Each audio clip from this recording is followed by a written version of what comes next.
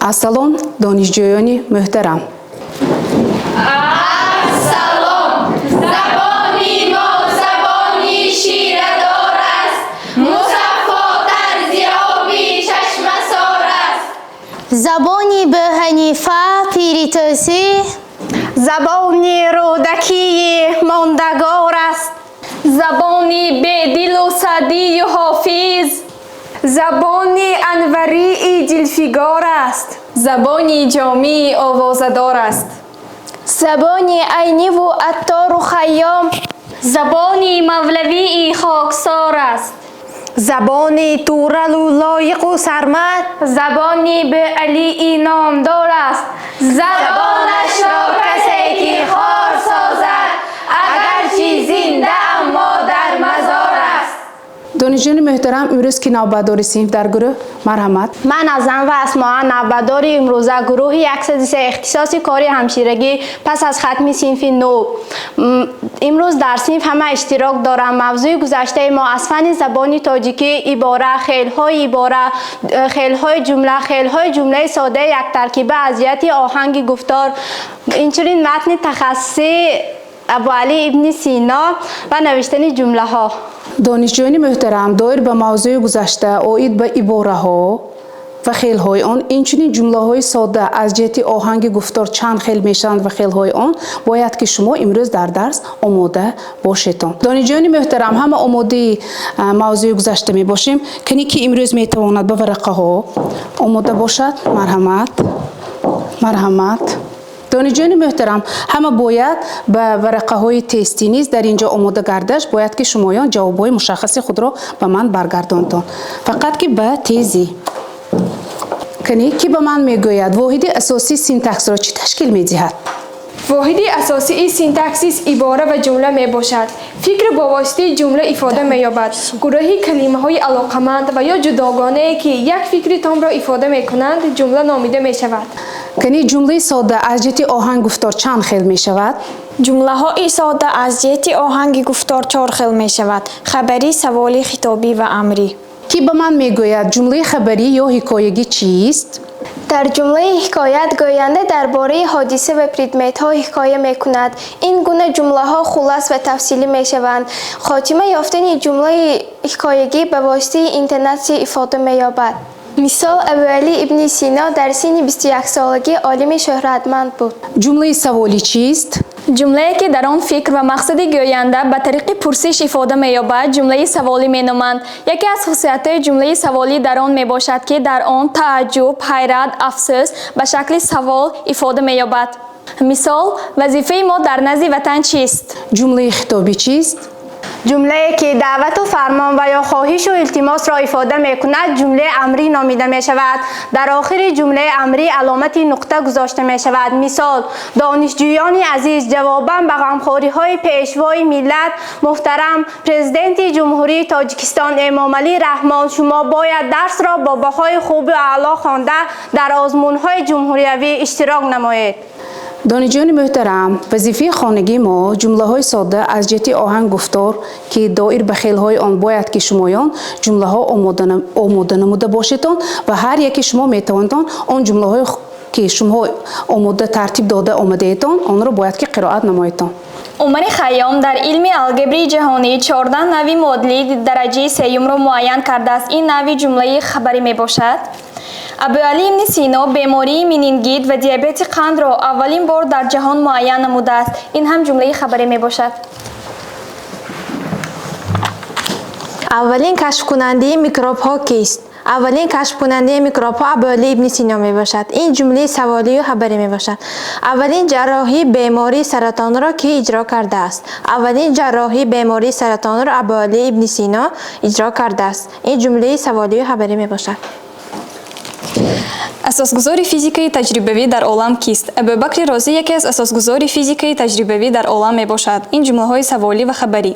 асосгузори илми алгебра кист? олими Машриқзамин Муҳаммад Ал-Хоразмӣ асосгузори илми алгебра мебошад. ҷумлаҳои саволӣ ва хабарӣ. марги мушро ки ихтироъ кардааст. Марги муш ихтирои олими машриқзамин Абубакри розӣ мебошад. Ин ҷумлаҳо ҷумлаҳои саволӣ ва хабарӣ. Рақами 0 ихтирои кист? Рақами 0 ихтирои олими машриқзамин Муҳаммад ал-Хоразмӣ мебошад. Ин ҷумлаҳо низ ҷумлаи саволӣ ва хабарӣ мебошанд. از پیام پرزیدنت جمهوری تاجیکستان در سال 2023 ورزشکاران تاجیک از مسابقه‌های بین‌المللی 343 مدال به وطن آوردند. این جمله خبری میباشد. شخصی تصادفی در ساحه طب حقوق کار کردن را ندارد. جمله خطابی میباشد. موضوع امروزی ما دانشجویان محترم جمله ساده یک ترکیبه خیل‌های جمله ساده یک ترکیبه. امروز صلاحیت در درس امروزی ما برای آموزش فن از سرچشمه‌های گوناگون استفاده برده می‌توانیم. شکل درس ما کاری مستقلانه با راهبری آموزگار میباشد. مقصد درس ما تعلیمی منظور نمودن محتوای موضوع به دانشجویان، معلومات درباره نوع‌های جمله‌های ساده یک ترکیبه، فرق جمله‌های ساده دو ترکیبه از جمله‌های یک ترکیبه، یعنی که به جهت تربیت نمودن دانشجویان در روحیه میهن‌پرستی، خودآگاهی خویشتن‌شناسی و افتخار ملی، تکمیلی تشکل نطقی شفاهی و خطی. یعنی که تجهیزات درسی امروزی ما کمپلکسی تعلیمی متدی، مدل تعلیمی، مواد یاری رسان، تبلیغات ها، متن‌های تخصصی، ادبیات بدیعی، وسایط تعلیمی متدی و تکنیکی تعلیمی. متد درس پرسش پاسخ، صحبت، انگیزش ذهن، کار با متن، مسئله گذاری، کار با ورقه، کار فردی، معرفی، نقل آموزگار. نقشه درس امروزی ما جمله‌های ساده یک ترکیبه، نوع‌های جمله ساده یک ترکیبه، جمله معین شخص، جمله نامعین شخص، جمله عمومی شخص، جمله به شخص، جمله عنوانی، کار با متن و اجرایش مشق‌ها. محترم دانشجویان، از بس که موضوع گذشته ما جمله‌های ساده دو ترکیبه بود و امروز ما با شمایان با نوع جمله‌های ساده یک ترکیبه آشنا می‌گردیم. یک بار به تخته صنف نظر می اندازیم. در اینجا دو جدول نشان داده شده است. در جدول یکم الکی شما از همین متن جمله ها شما درک می کنید که این جمله ها جمله ساده چگونه اند؟ جمله ساده دو ترکیبه. شما باید که در خاطر داشته باشید که در جمله های ساده دو ترکیبه همه اعضاهای جمله اشتراک می نمایند. در ستون یکم من کتاب خواندم.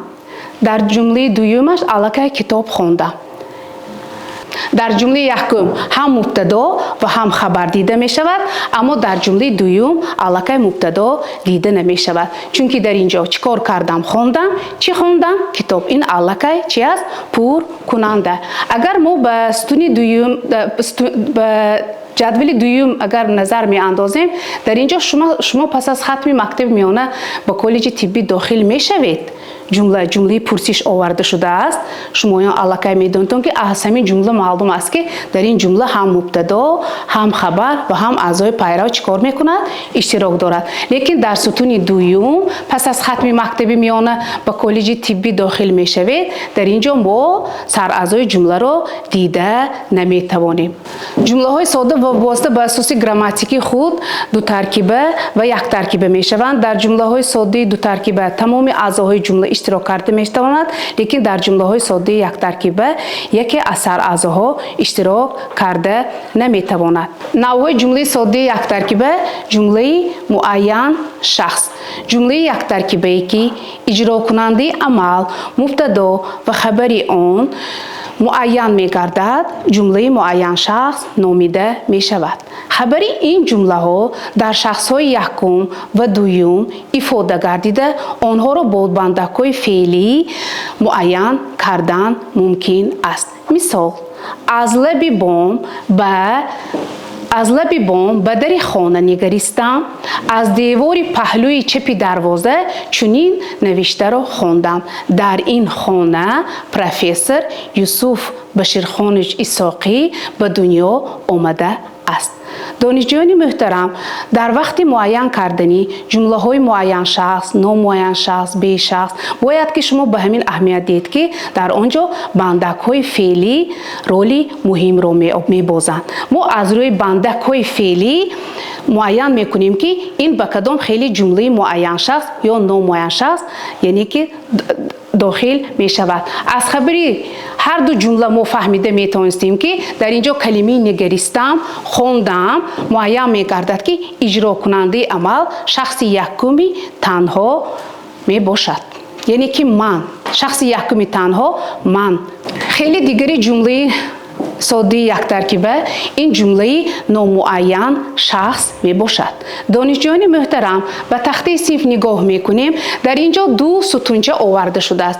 дар сутуни якум муаллим дар дарс имрӯз бо мо суҳбат гузаронд, яъне ки мо аллакай аз сохти ҷумла маълум мегардад ки ин ҷумла ҷумлаи соддаи дутаркиба, яъне дар инҷо ки муаллим чӣ кор кард? суҳбат гузаронд. кай суҳбат гузаронд? имрӯз. бо ки? бо мо.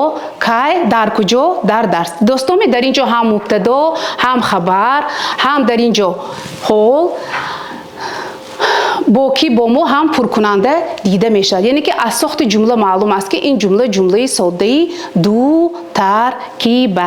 лекин дар сутунчи дуюм мо аллакай назар меандозем. имрӯз дар дарс бо мо суҳбат гузарониданд. чӣ кор карданд? суҳбат гузарониданд. ин хабар. кай? имрӯз. дар куҷо? дар дарс. бо ки? бо мо. аллакай мо метавонем ки дар инҷо суҳбат гузарондан хабар, кай? имрӯз. ҳол. дар куҷо? дар дарс. инам ҳол. бо ки? бо мо. яъне ки мо аз мазмуни ҷумла фаҳмида метавонем ки дар ин ҷумла яъне ки мубтадо надорад. фаҳмоме?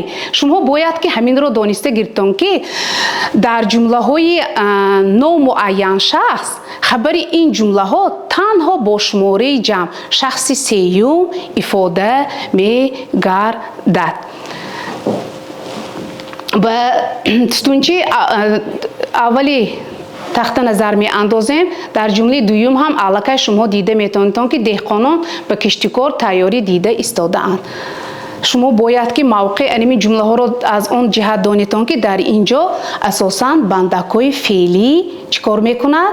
иштирок мекунад, яъне ки дар инҷо шахси сеюми танҳо чӣ кор карда истодааст? иштирок карда истодааст. деҳқонон ба киштикор тайёр дида истодаанд. дар инҷо мубтадо дида мешавад. чӣ кор карда истоданд? тайёрӣ дида истоданд. ба чӣ тайёр дида истоданд? ба киштукор. аллакай ин пуркунанда. лекин дар сутунчи дуюм дар деҳот ба киштукор тайёрӣ дида истодаанд. чӣ кор карда истоданд? тайёрӣ дида истоданд. дар куҷо? дар деҳот. ин аллакай ҳол. ба чӣ тайёр дида истоданд? яъне ки ба киштукор. ин аллакай пуркунанда. мо аллакай дида метавонем ки дар сутунчи дуюм яъне ки мубтадо надорад. яъне ки бояд ки қоидаи ҷумлаи соддаи номуайян шахс ҳамин аст ки ҷумлаи яктаркибае ки дар он иҷрокунандаи амал муайян нест ҷумлаи номуайян шахс номида мешавад. хабари ин ҷумлаҳо танҳо бо шумораи ҷамъ яъне ки шахси сеюм ифода мегардад. масалан дар инҷо боз ҷумлаҳо оварда шудааст. шуморо ба идора даъват мекунанд. боз дигар ҷумла кӯчаҳои шаҳрро бо шиору овезаҳо оро доданд. дигар хеле ҷумлаи мо ин ҷумлаи умуми шахс мебошад. ҷумлаи умуми шахс чист? ҷумлаи яктаркибае ки амали он ба таври умумӣ ифода ёфтааст ҷумлаи умуми шахс ном дорад. дар ҷумлаҳои умуми шахс хабар бо шахсҳои гуногуни феъл ифода мешавад ва иҷрокунандаро пайдо кардан душвор аст. аз ин рӯ бояд ки шумоён аз хотир набароретон ки аксари ҷумлаҳои умуми шахсро зарбулмасалу мақолҳо ташкил медиҳад. мисол бо одами тарсончак ба шикор нарав. мана ба ҳар яки шумо маълум аст ки дар боло зикр намудам ки дар ҷумлаҳои умуми шахс бештар зарбулмасалу мақол дида метавонедон. инчунин баъзе ҷумлаҳо ҳам яъне ки хоси ҷумлаҳои умуми шахс низ шуда метавонад. дар бемористон бо овози баланд гап намезананд. ин хеле ҷумла ҳам метавонад ба ҷумлаи чӣ дохил шавад? умуми шахс дохил шавад. донишҷӯён, дигар хеле ҷумлаи мо ин ҷумлаи бешахс мебошад. ҷумлаи бешахс чист? جمله یک ترکیبی که مبتدا نداشته آن را از مضمون جمله فهمیدن ممکن است جمله به شخص نامیده می شود. جمله به شخص از آن سبب مبتدا ندارد که وظیفه‌اش فقط تاکید کردن ضرورت و امکان پذیر عمل می باشد. باید که در خاطر داشته باشید که در جمله های به شخص اساساً از فعل یاری دهنده باید و کلمه های مدلی ممکن، ضرور، در کار، لازم و غیره استفاده برده می شود و در این خیلی جمله ها اگر شما کلمه های مدلی ضرور، در کار، لازم، ممکن، باید را دیده توانید شما به چون و چرا معین کرده می توانید که این جمله به شخص می باشد. مثال امتحان را در وقتش باید سپرد. مثال امتحان را در وقتش سپاریدن در کار. البته شما از همین کلمه در کار کلمه های مدلی فهمیده میتونید که این جمله به جمله خیلی جمله های ساده یک ترکیبی به شخص داخل می شود. دیگر خیلی جمله ساده یک ترکیبه این جمله عنوانی می باشد. جمله عنوانی چیست؟ جمله یک ترکیبی که عمل را ifade نکرده فقط نام اشیا یا حادثه را در بر میگیرد جمله های عنوانی نام دارد. مثال بهار نازنین این سال بر وقت آمد. جمله های عنوانی شما باید که دانسته گیرید که بیشتر در نطق نطاقان دیده می توانید و آنها از هر گونه مونولوگ ها اگر برآمد ها کنند در همین جمله ها شما جمله های عنوانی را دیده می توانید. جمله های عنوانی بیشتر در اصل های صحنوی و دیگر ژانرهای بدیعی استفاده می شود. با یاری آنها نویسندگان جای و زمان، منظره و وضعیت حادثی واقع را مختصر بیان می سازند. دانشجویان محترم، آید به موضوع امروزی ما کسی سوال داشته باشد مرحمت. کنی دانشجویان محترم، امروز ما باید که دایره همین موضوع امروزی ما باید که مستحکم کنی گذرانیم و مستحکم کنی ما با واسطه دیاگرام وین برگزار می‌گردد و شما می‌توانید این گروه دانشجویان دایر به جمله‌های معین شخص و نامعین شخص در اینجا نوشته باشید و این گروه می‌تواند دایر به جمله‌های عمومی شخص و به شخص یعنی که آماده کرده باشند جمله های خود را. کنی دانشجو مرحمت.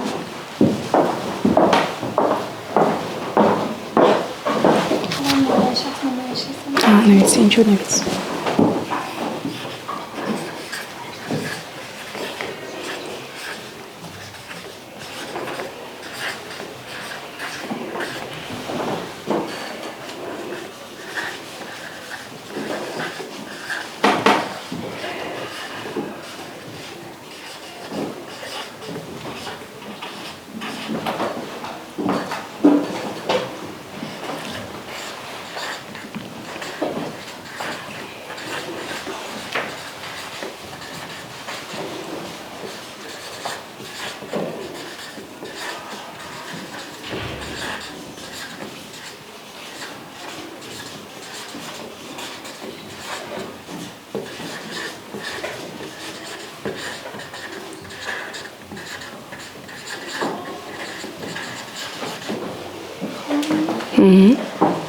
به قدر این وطنی بهشت آسایمان برسیم. این جمله معین شخص می باشد. مرحمت دانشجو.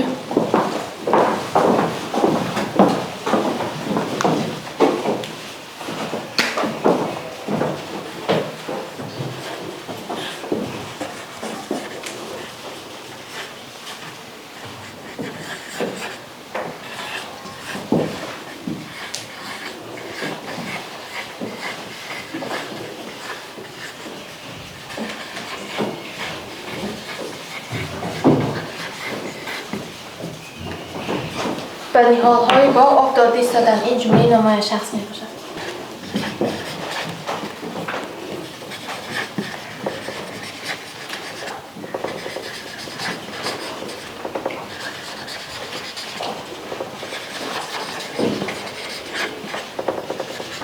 جمله جمله معین شخص می باشد برای فرزندانتان شرایط مهیا سازید.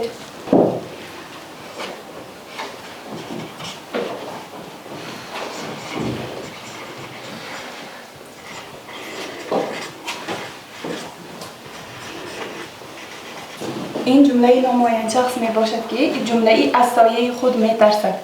در این جمله مبتدا اشتراک ندارد، برای همین هم نامعین شخص می باشد.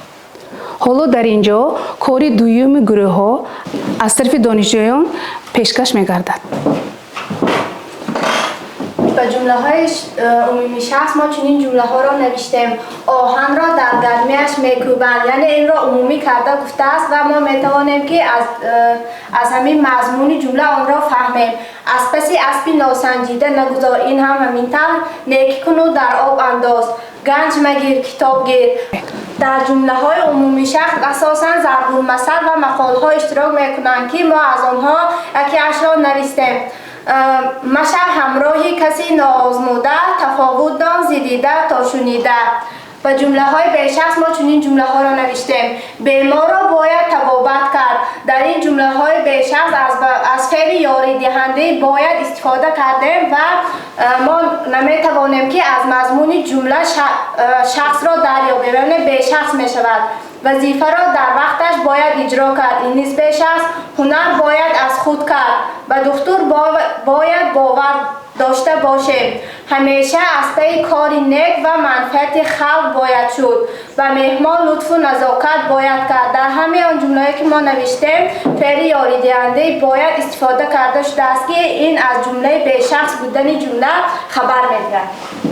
دایر به موضوع امروزی نوی ما، دایر به جمله های معین شخص، نامعین شخص، به شخص و عمومی شخص شمایان معلومات داده توانستند. لیکن یک جمله باز ما باید که آن را خاطررسان نموده باشیم. این هم جمله عنوانی. من به شمایان در وقتی بیان موضوع نو به شمایان معلومات داده بودم که جمله های عنوانی بیشتر در نطق نطاقان دیده میتوانیم. حالا ما میتوانیم همچون لحظه دمگیری یکی از گفتارها را شنیده باشیم و شمایان باید که با دقت به این گفتار اهمیت دهید و از آن جمله های عنوانی را به من معین نمایید. شهر ما عجب زیبا گردیده است. مادر جانم با چی کار آواره باشم؟ مادر، من باز به عیادت تو می آیم. به خاطر دیدارت راه پیموده از در و دریاها گذشته می آیم. با خود گلهای نوروزی می آرم تا که چند در آغوشت بهار نو را با تمام رنگ و بوی دلانگیزش ببینم. در رخ من گرد و غباری راه نشسته از کوفتی آن گویا پیکرم شکسته می آیم. اما من از این ذره خسته نیستم، زیرا می دانم که از یک نگاهی گرمی تو به تن من توان و از یک بوسه پرمهرت برای هم جان می دمد. هر باره من مسافر با آستانه‌ات قدم می گذارم، گویا چشمان خیره بینت نور می گیرند، دستان لرزانت قوتی تازه یافته به گردنم حلقه می شوند. بوی تو مرا مست می کند مادر.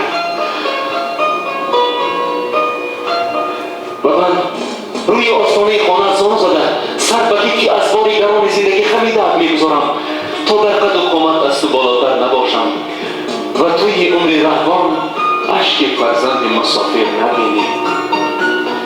نخواد خدمت من در راه ادای قرض فرزندی همین باشد.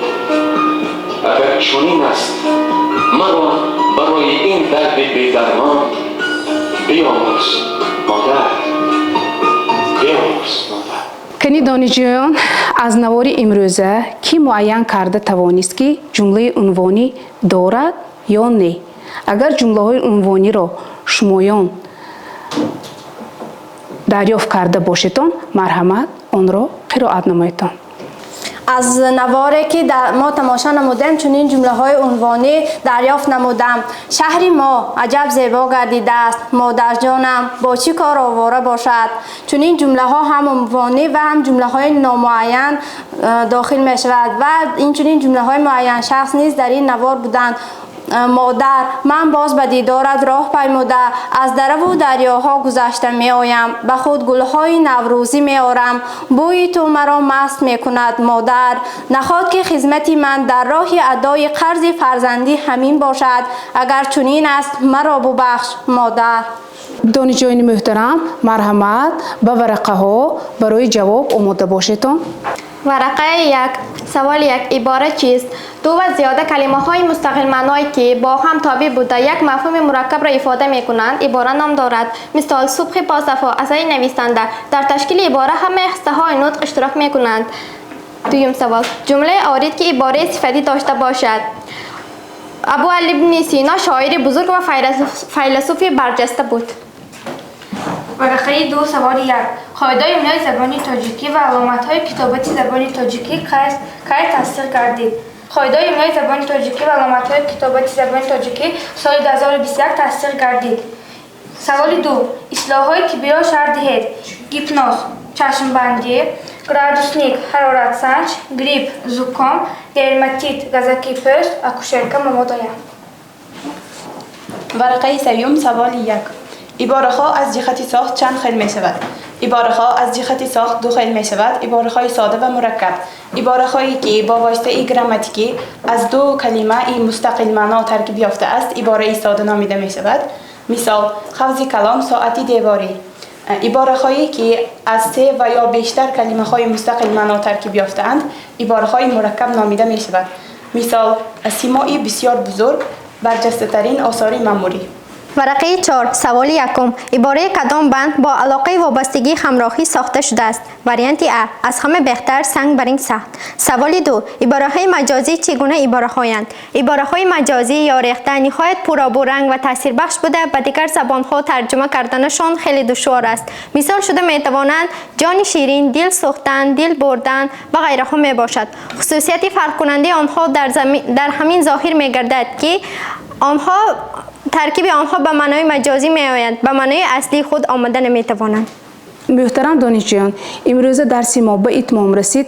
دایر به موضوع امروزی ما درباره جمله ساده یک ترکیبه، خیل‌های جمله ساده یک ترکیبه. اگر کسی سوال داشته باشد مرحمت. امروز مشغولیت ما به اتمام می رسد. تشکر برای اشتراکتان.